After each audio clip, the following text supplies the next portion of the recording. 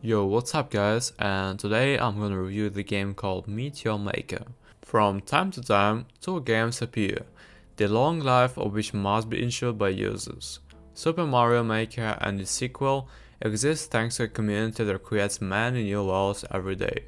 In Dreams, craftsmen make entire games of their fragments. So Meteor Maker joins the list. Here you evaluate other people's work, and you yourself can visit the local editor if inspiration has visited. There's no history as such, rather an explanation of what you do and why. The planet is on an average of death, everything around has turned into a desert, and humanity is fighting for survival and trying to get the most valuable resource. Insect generic material, genmods. They say that with its help it will be possible to create a medicine that can save civilization.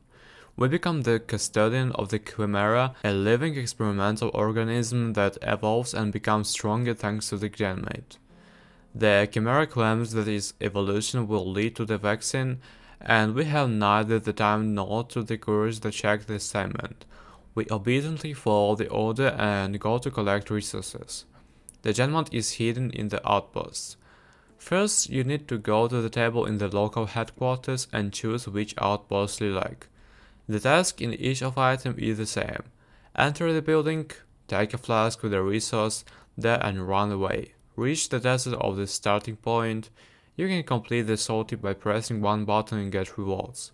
Then again return to the headquarters, select the next mission and so on.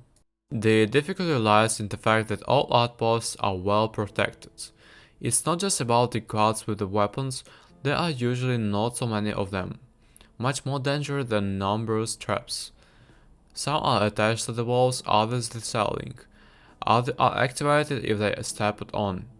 Some shoot arrows in your direction, some drop half a dozen bombs. There are fire traps. There are incredible cubes, fake walls, you pass them and there it turns out someone is hiding.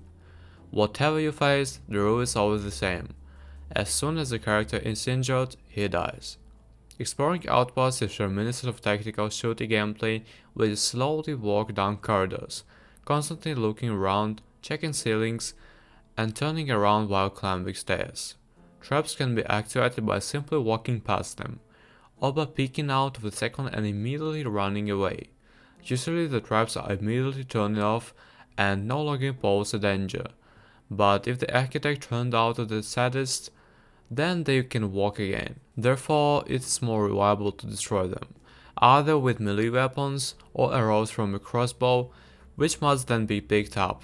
Both are given at the very beginning of the passage. However, getting to the gemnut and picking up the flask is only half of the battle. On the way or back, all traps are not only restored, but new ones also appear. If some corridor was previously safe, then flying arrows and falling bombs may appear later. Fortunately, no one forces you to rush. You can return to exit in the plain place, carefully considering everything.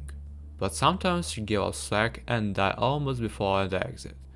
If you die, you are transported to the beginning of the level and try to steal the genmod again. The idea is interesting, and at first it's very exciting to pass such tests. At first, it's advisable to choose easy outposts. There are 3 difficult levels with different rewards.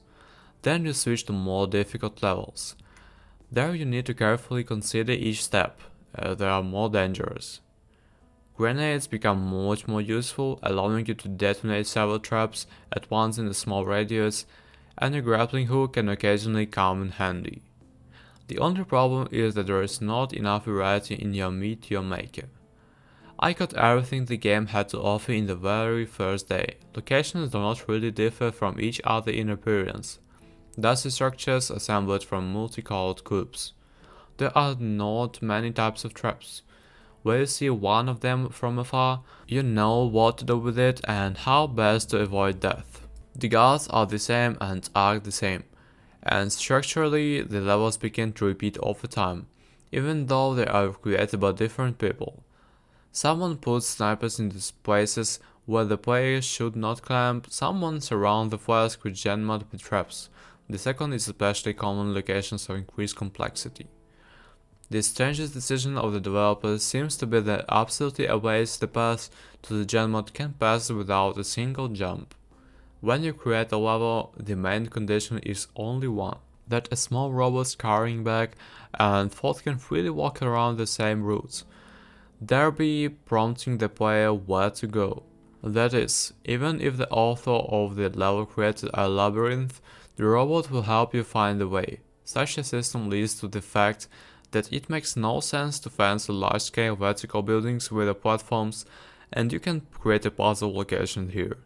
Why, then, would the character double jump, if because of the limitation it rarely needs to be used? And now